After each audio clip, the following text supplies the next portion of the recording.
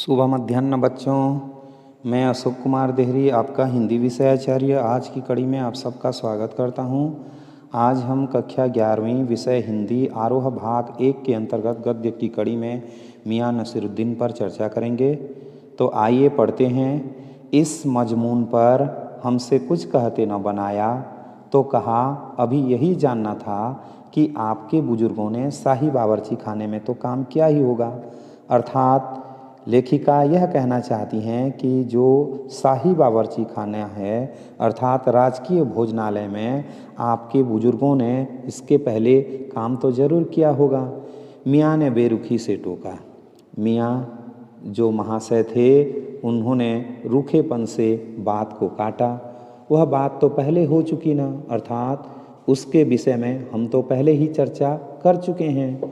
हो तो चुकी साहिब, लेखिका ने कहा कि उसके विषय में बातें तो हो चुकी है साहिब अर्थात साथी, पर जानना यह था कि दिल्ली के किस बादशाह के यहाँ आपके बुजुर्ग काम किया करते थे। अर्थात हम यह जानना चाहते थे कि दिल्ली में और भी बादशाह होंगे तो आपके जो बुजुर्ग हैं किस बादशाह के यहाँ काम किया करते थे। तो इस पर महाशय कहते हैं, अजी साहिब क्यों बाल की खाल निकालने पर तुले हैं? अरे साथी, आप क्यों बहुत अधिक बारीकी में जानना चाहते हैं? कह दिया ना कि बादशाह के यहाँ काम करते थे, बता दिए कि बादशाह के यहाँ काम करते थे। सो क्या काफ़ी नहीं? क्या यह पर्याप्त नहीं है? हम खिसियानी हंसी हंसे। लेखिका कहती हैं कि वह शर्म की हंसी हंसने लगी, अर्थात शर्म से मुस्कुराने लगी। है तो काफ़ी, वैसे तो पर्याप्त है, पर जरा नाम लेते तो उसे वक्त से मिला लेते। यदि आप हमें नाम बता देते तो हम समय का आकलन कर लेते कि वह किस समय की घटना है। वक्त से मिला लेते, खूब। महाशय ने कहा कि आप समय से मिला लेते, अच्छी बात है, पर किसे मिलाते जनाब आप वक्त से? पर महाशय आप समय से किसका मिलान करते? मियाँ हंसे जैसे हमारी खिल्ली उड़ाते हों। महाशय ने हंसा मानो कि वह लेखिका का मजाक उड़ाना चाहते हों। वक्त से वक्त को किसी ने मिलाया है? कहने लगे कि समय को समय से आज तक किसी ने मिलाया है? खैर पूछिए, किसका नाम जानना चाहते हैं? कोई बात नहीं, आप पूछ सकते हैं कि किसका नाम जानना चाहते हैं। दिल्ली के बादशाह का ही ना, आप केवल दिल्ली के बादशाह का ही नाम जानना चाहते होंगे। उनका नाम कौन नहीं जानता, जहाँ पना बादशाह सलामत ही ना। उनका नाम तो सब कोई जानते हैं, उनका नाम बादशाह सलामत ही है ना। कौन से? बहादुर शाह जफ़र की? लेखिका पूछने लगी कि कौन? बहादुर शाह जो जफ़र हैं उनके राज्य में। मियाँ ने खींच कर कहा, मतलब महाशय ने इस बात बेरुखी से कहा।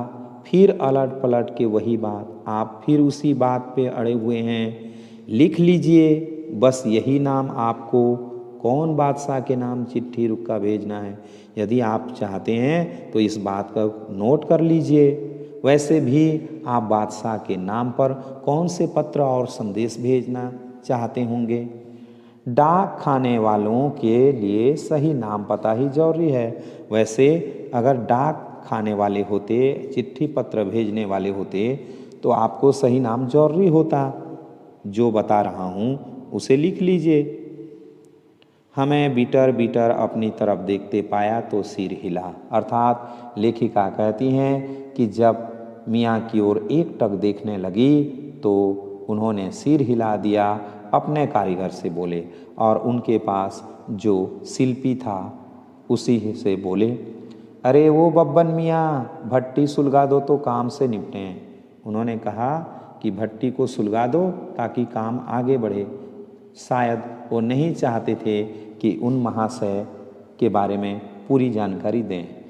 लेखिका ने पुनः पूछा, यह बब्बन मियाँ कौन है साहिब? उन्होंने कहा कि जिस बब्बन मियाँ की बात कर रहे हैं यह कौन है? मियाँ ने रुखाई से जैसे फाँक ही काट दी हो, मानो उन्होंने इस बात को काटना चाहा हो।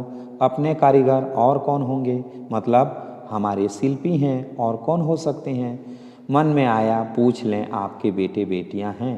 लेखिका चाहती थी कि उनके बेटे और बेटियों के बारे में भी पूछें, पर मियाँ नसीरुद्दीन के चेहरे पर किसी दबे हुए अंधड़ के आसार देख यह मजमून न छेड़ने का फैसला किया।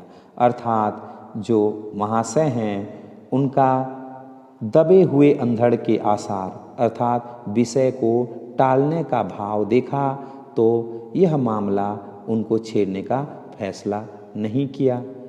इतना ही कहा, ये कारीगर लोग आपकी शागिर्दी करते हैं, ये जो कारीगर हैं ये आपकी शागिर्दी करते हैं, अर्थात ये आपकी शिष्यता करते हैं, शिष्य हैं या सीखने वाले हैं। खाली शागिर्दी ही नहीं साहिब, गिन के मजूरी देता हूँ। वह कहने लगे कि केवल ये हमसे सीखते नहीं हैं बल्कि मैं इनको गिन करके मजदूरी भी देता हूँ। 2 रुपये मन आटे की, अर्थात एक मन का अर्थ होता है 40 किलो। 40 किलो के पीछे मैं इन्हें 2 रुपये देता हूँ। 4 रुपये मन मैदे की मजदूरी और जो 4 रुपये है मैदे के लिए देता हूँ। ज़्यादातर भट्टी पर कौन सी रोटियां पका करती है, लेखिका ने पूछा कि खास करके आप किस रोटी को पकाया करते हैं। मियाँ को अब तक इस मजमून में कोई दिलचस्पी बाकी न रही थी, अर्थात महाशय यह जो मामला था इस मामले में और ज़्यादा अनुराग नहीं बचा था। फिर भी हमसे छुटकारा पाने के लिए वे बोले, बाकर खानी, सीरमाल, तापतान, बेसनी, खमीरी, रुमाली, गाव, दीदा, गाजेबान, तुनकी, इस प्रकार से कई रोटियों का नाम जो खास करके इस्लाम धर्म में पाया जाता है या इस्लाम के लोग बनाते हैं, उन सभी रोटियों का नाम उन्होंने ले लिया। फिर तेवर चढ़ा, हमें घूर कर कहा और पुनः अपने भौहों को चढ़ा करके हमारी ओर गुर्राते हुए कहा, तुनकी पापड़ से ज़्यादा महीन होती है। इस बीच में जो तुनकी रोटी का नाम आया था वह पापड़ से भी ज़्यादा महीन अर्थात पतली होती है। महीन, हाँ, किसी दिन खिलाएंगे आपको। उन्होंने कहा कि यह बहुत पतली होती है और अगर अवसर आया तो किसी दिन आपको खिलाएंगे। एकाएक मियाँ की आंखों के आगे कुछ कौंध गया। अचानक जो महाशय हैं उनकी आंखों के आगे कुछ प्रकट सा होता हुआ लगा। एक लंबी सांस भरी और किसी गुमशुदा याद को ताज़ा करने को कहा, अर्थात एक लंबी सी सांस खींचने लगे और जो याद खो गई थी उस याद को पुनः तरोताज़ा करने को कहा। उतर गए वे ज़माने, अर्थात चले गए वो ज़माने, वह जो संसार था वह निकल गया और गए वे कद्रदान अर्थात कला के वे पारखी भी चले गए जो पकाने खाने की कद्र करना जानते थे, अर्थात जो खाना पकाने के विषय में परवाह करते थे। मियाँ अब क्या रखा है? वो कहते हैं कि महाशय और क्या रखा है? निकाली तंदूर से, निकली और हजम। रोटी निकाल लिए और उसको खा गए, हजम कर गए। तो इस प्रकार से आज का पाठ यहीं पे समाप्त होता है। आशा करता हूँ आपको अच्छा लगा होगा। यदि अच्छा लगा हो तो इस वीडियो को लाइक, शेयर और सब्सक्राइब करना न भूलें।